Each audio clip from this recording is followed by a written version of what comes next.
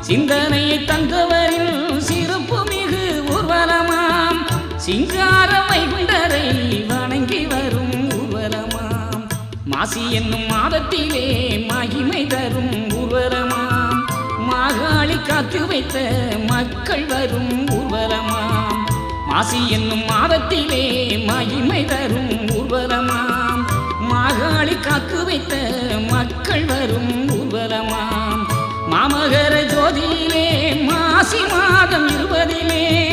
மாமணி வைகுண்டம் அவதார ஊர்வலமாம் ஊர்வலமாம் ஊர்வலமாம் நமக்கொடி ஊர்வலமாம் பூர்வீக சான்றோரின் புகழ் பரப்பும் ஊர்வலமாம்